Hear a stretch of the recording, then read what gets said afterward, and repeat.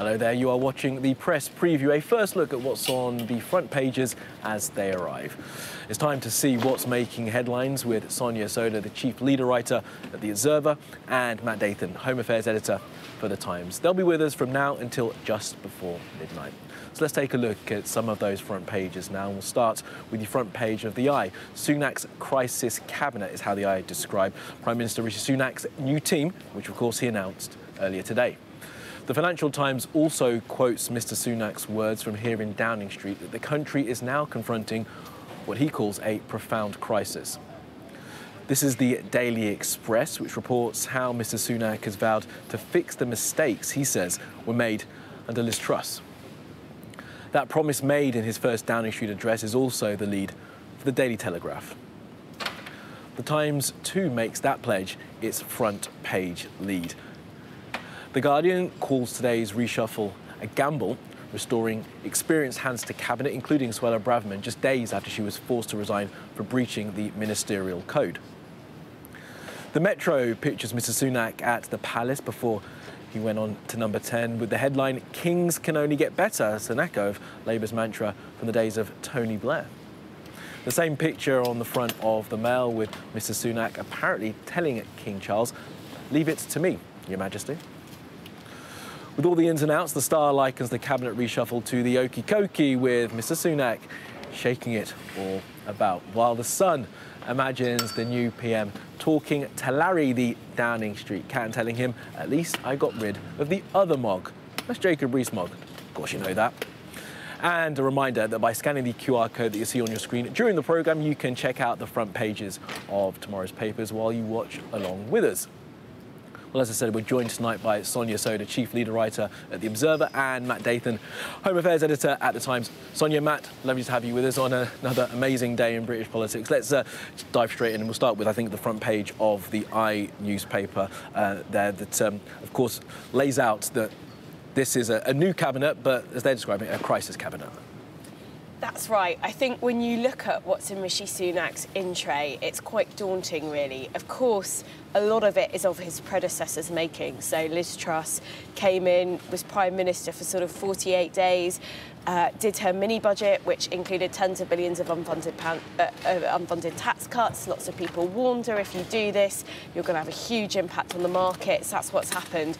And so that's made Rishi Sunak's job coming in a lot more difficult. He's now, what he's done today is kind of, as some people predicted, he's tried to construct a cabinet that brings together all wings of the Conservative Party. He's sort of leader now of a very fractious party where a lot of Conservative MPs are very worried about losing their seats. But I think there were some interesting and quite worrying picks in there, actually. In particular, I'm thinking about Suella Braverman. I'm sure we're going to come on to talk about that, but somebody who had to resign after, just 6 days ago, essentially because she broke the ministerial code and compromised security as Home Secretary. Gavin Williamson also is back. He, during his tenure as Education Secretary, was, I think, one of the most incompetent Education Secretaries this country's ever seen. So definitely some eyebrow-raising choices in there. I mean, don't forget it was at Defence as well for a while. Didn't go very well there either, did it? That's true. That is true.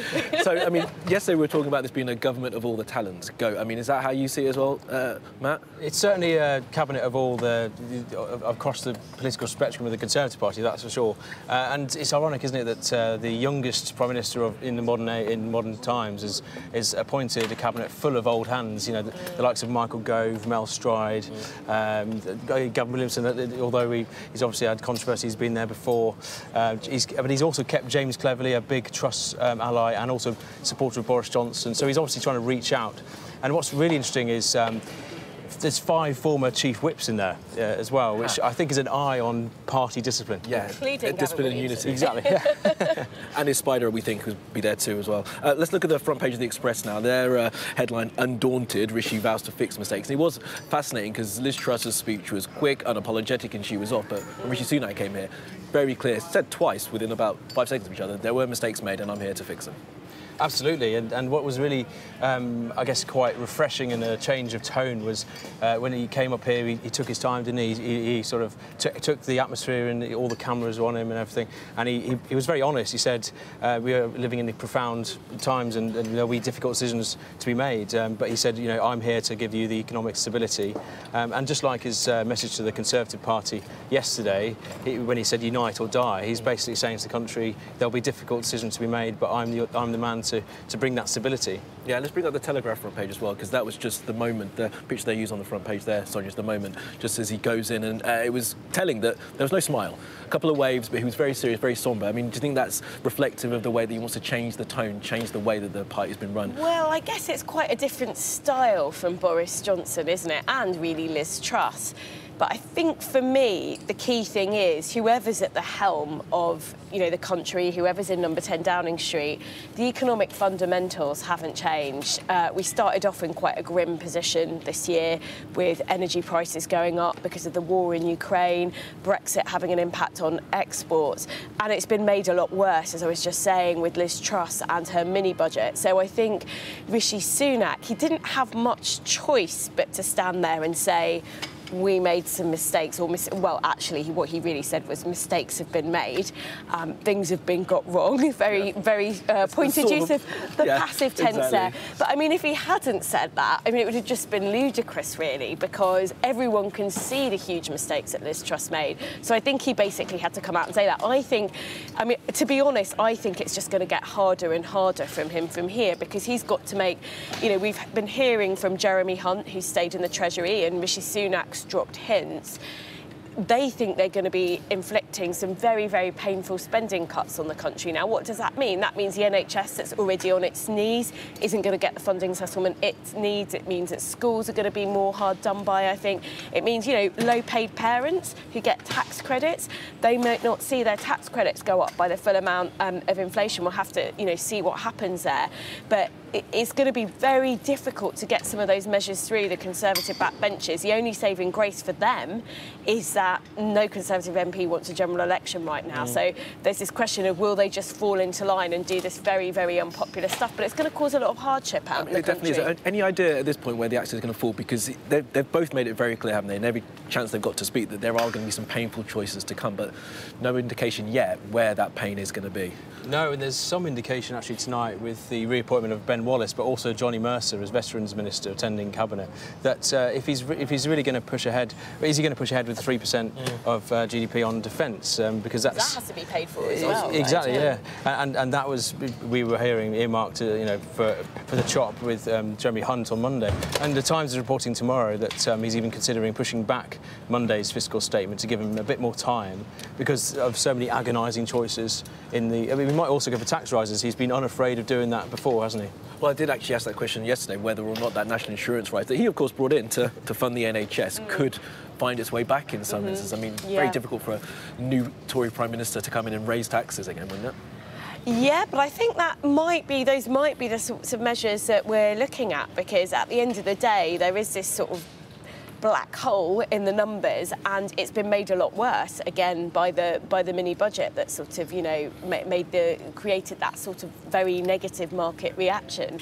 So I think it's going to be very, very difficult actually.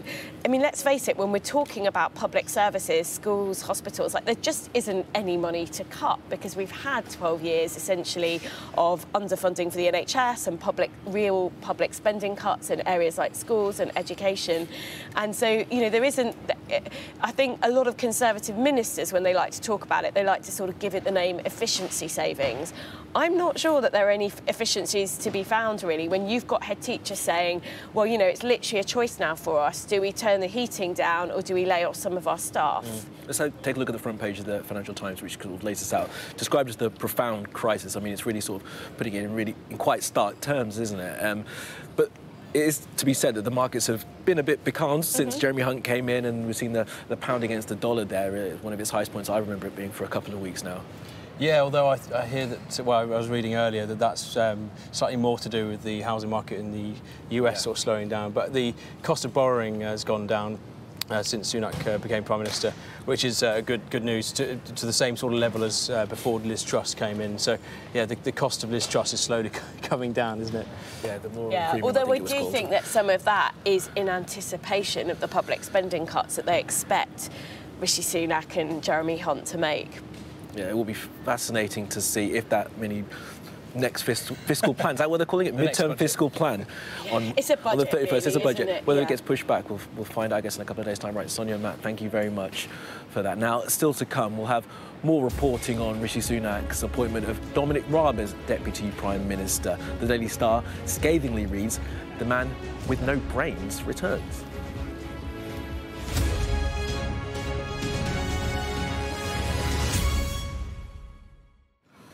Hello and welcome back. You are watching the press preview with our guests tonight, Sonia Sodha, Chief Leader Writer at The Observer, and Matt Dathan, Home Affairs Editor for The Times. Sonia and Matt, let's take a look at the front page of The Guardian now. This is a picture that's on many of the front pages. Rishi Sunak meeting King Charles. And a thought from you on that picture, because of course it reminds many of us of that moment when Liz Truss met Her late Majesty. Absolutely, and this is obviously, the first Prime Minister to meet a king in a very, very long time. But it does seem like, it was only 6 weeks ago, obviously, that Liz Truss, and we were out here doing all of this again. But yeah, he will be doing weekly audiences with King Charles. King Charles obviously didn't have very many with Liz Truss because she just wasn't around long enough for them. But yeah, this is, it's a sort of new era that we're in when it comes to the person who's at the other side of the audience, really. Absolutely. And Rishi Sunak will obviously have to get to know this man, and it's going to be a very interesting relationship between the two men, I guess. Yeah, I wish I was a fly on the wall in just one of those many meetings that they have. 37 minutes today, and I don't know what they would have been talking about, but well, they've got plenty to go through, I guess, haven't they? Yeah, absolutely. Yeah, plenty to chat about. It is fascinating. Of course, this will be Prince Charles's first chance to kind of not get too involved in politics, which he said he wanted not to. Which is King something Charles, he's of course been criticised for over the years, sort of being too political and not kind of keeping that royal impartiality. And I think sometimes on some issues it's worked quite well, like with the environment. He was a massive campaigner on the climate crisis before lots of other people were. But then there are other sort of causes close to its heart, like homeopathy, which may be slightly more questionable. Yeah, I'm sure they won't be talking about that. It'll be interesting to see if he gets re-invited to COP27, because I think Liz Truss dissuaded him from going. So that will be interesting. We'll find that out. And obviously big changes there with Alok Sharma as well, kind of being moved out of that role. Yeah. So, all right, let's take a look at the Daily Star now, just for fun, because it's always good for a laugh. And they're describing what's been happening with that cabinet reshuffle as the Okey Cokey, song that I like to sing with my little boy every now and again. And there have been some ins and outs, haven't there? Yeah, absolutely. It's comparing Dominic Raab to a brain, to no brains minister. No brain. No, so no brain, even though they got a picture of a brain. And that refers to Dominic Raab in the middle of Partygate last November. He was Justice Secretary then, and he's returned to that job. And he famously said that police don't investigate crimes a year ago, referring to why they shouldn't investigate the Partygate. So that's the reference there. But no, it is the bit of a hokey-cokey, because he's cleared out 10 ministers today and brought in many old people. Yeah,